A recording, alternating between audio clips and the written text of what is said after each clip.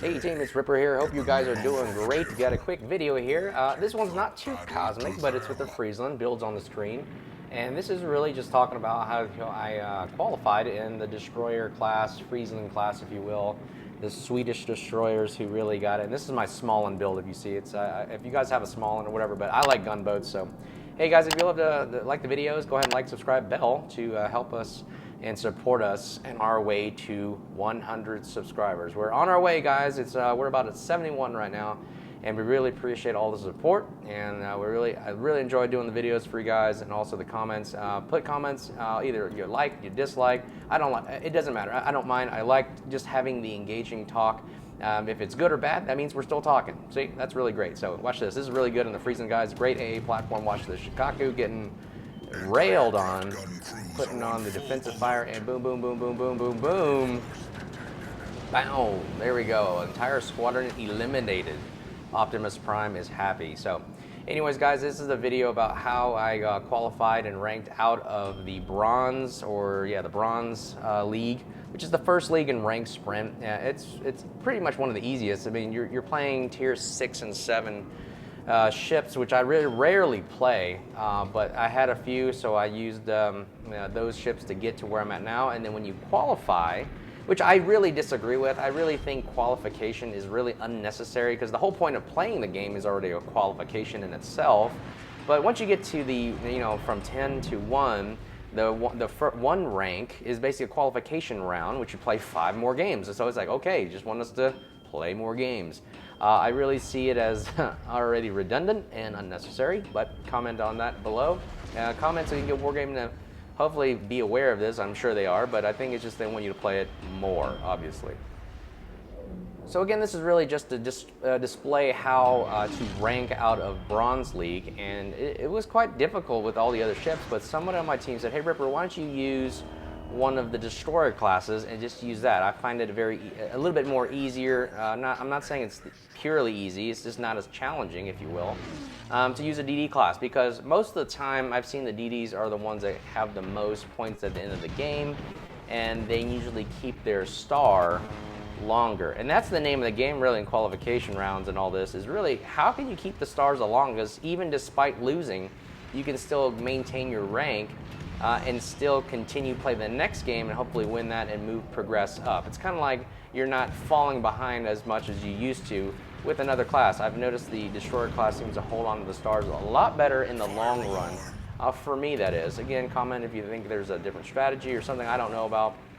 But using cruisers and battleships, it was really hard, and I really had little control of the game. I find that DDs and destroyers really are the pinnacle of control of the game, because you can not only have better concealment and you can spot for everybody, but you just seem to be able to move around the map a lot more at will and exert your firepower like I'm doing right now to balance the game out, if you will. I mean, look at this Flandra. I mean, he can't really see me, but I have fast firing guns that can also set fires, and there's nothing he can do about it. He's got no radar, he's out of range, he can't use his secondaries really, and look, I'm smoking up. I mean, it's really difficult for him, and there he is, a fire. So I see, like I said, destroyer class is really a fun class. It allows you to control the game, it allows you to shoot more, allows you to have more damage, it's just fun, and you retain the stars better, that I've seen just by testing all this out. So this is a really great game in the Friesland. You see, it's one of the best destroyers in the game. I likened it to the Smallen, but it's just tier 9 because of the fast-firing guns, the great AA. The only thing it doesn't have is torpedoes, and I can show you that you don't necessarily need torpedoes in this sense, but again, torpedoes, obviously, if you're a torpedo player, it does come in handy if a battleship or cruiser is rushing you. But again, I've seen that the rate of fire of these guns is just incredible. Look, I'm undetected right now, and my reload is about 1.3 with AR kicking in. Just look at the rate of fire I'm putting on this Missouri, and there's really nothing you can do about it. It's just, I'm just lobbing shells over and getting free damage. Any chance you get free damage. And the guys that are shooting me, they're taking off my HP, but they're speeding up my reload even better. Look, there's another fire. Oh, now I'm radar detecting. Now look, now I have Fearless Brawlers kicking in and 1.2 second reload. So I literally have Smallen reload firepower right here at an incredible rate at a good distance. So I was really, the other strategy you're seeing that we're doing here in the destroyer class is playing very conservatively. Normally in random, I would be rushing and trying to kill all the DDs, but I've noticed by doing that, especially in the age of ranked right now, you are having a lot of course, you have a carrier in the game, you have a radar cruiser and a battleship actually. You have a radar, look, Missouri has radar, so they're using radar with galore out right now.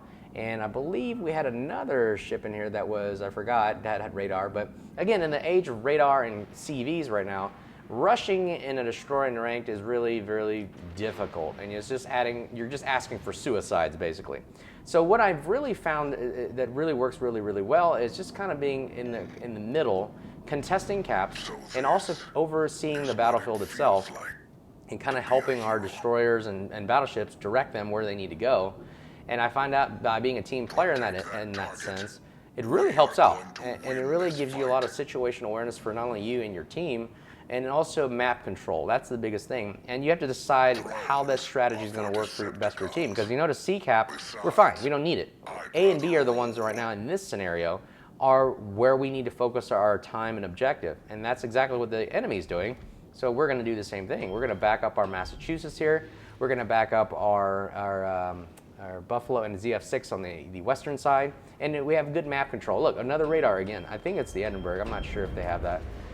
But look, I'm getting, oh, Seattle, that's who it was. The Seattle has radar. So you notice I'm putting myself between them and put a mountain between me and the radars, so that way I know I'm not going to get shot at. And their radar and hydro is pretty much useless against me. Be conservative. That's the name of the game. So I'm really just sitting here overseeing and backing up the Massachusetts left flank. I'm going to sit if I can get free shell damage here, and we're going to contest the cap and just wait. Wait it out.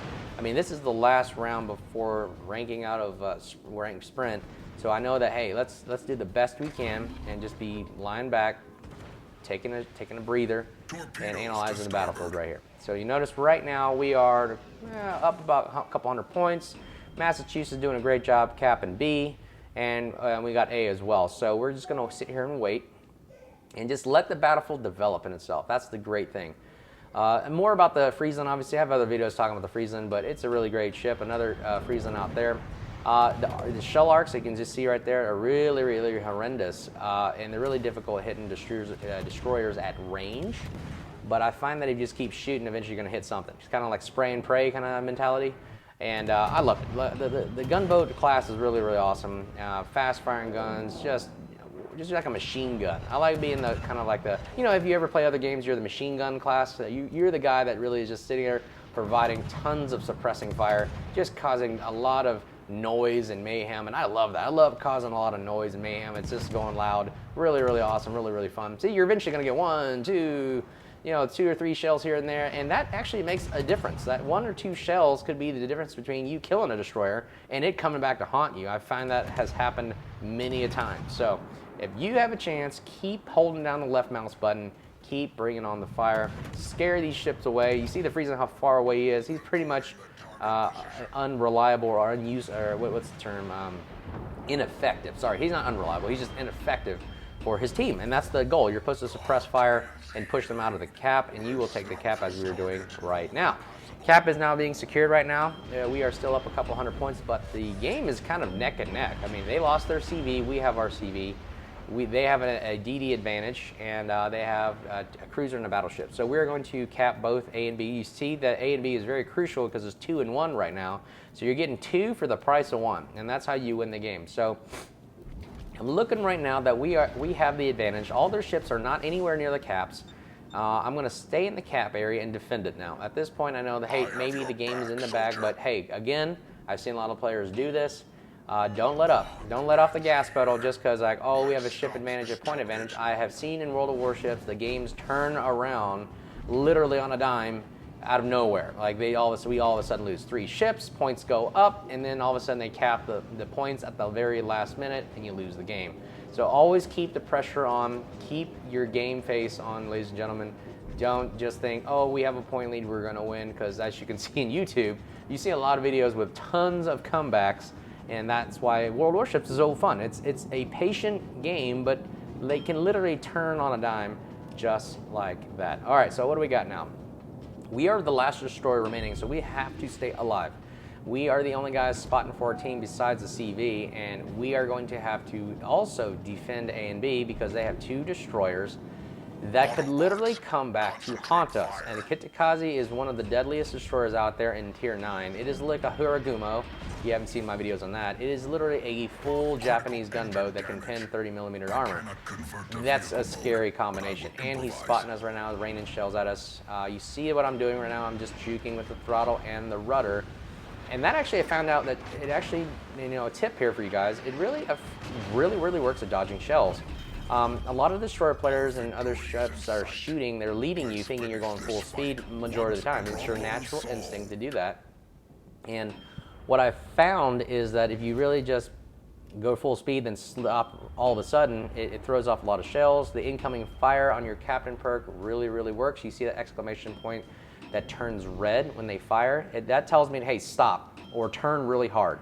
Those usually 90% of the time throw off the shells, and that's why you can see I'm surviving so long without heals, is for me the ability to just juke against those shells. Now watch this, Kitakaze is going to smoke, and this is a great tactic right here, guys. Watch this right now. This is a great tactic to learn. I learned this from Flamu and Flambass when watching their videos. Watch their videos, but really good. About tactics and technique is all the name of the game. Okay, Kitakaze has no radar and hydro. That's something you got to know about your enemy. Know your enemy to defeat them, right?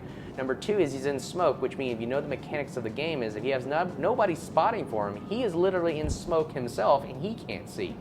CV can't spot him, nobody can spot him except for us, which we have hydro, which is a 5-kilometer range right there, popped up 5 kilometers. I switched to AP, broadside destroyers and everything, use AP, and I just open fire real fast. He can't see me. He's in the smoke, nobody's spotting for him. And boom, whammy kablammy, he's out of the game. Literally stealth kill right there, ladies and gentlemen. Use that tactic to your advantage, guys. When you see that you have to look at your mini-map, notice that nobody's around you, and if somebody's in smoke, go up to them, and if you got hydro, radar, whatever, you have free shots at that ship, and they can't do anything about it. If they don't have any radar or anything themselves, or no hydro, they're pretty much screwed. They're just stuck in the death of smoke right there. I call it the death smoke, if you will. Venezia's, anything with crawling smoke are really at will at that. Now watch this, Friesland popping up in front of us. We're going to lead our shells right now in front, and we'll wait right about there. We'll start firing, and he's going to just drive right into it. And boom, whammy kalami, we seal the dealie, ranking out of Silver League. Okay, guys, hey, I hope you enjoy the game. Observe the tactics, comment if you got anything. Let me know, and like, subscribe. We're on our way to 100. Appreciate all the support. Until then, guys, hope you enjoy the video. We'll see you soon. Cheers.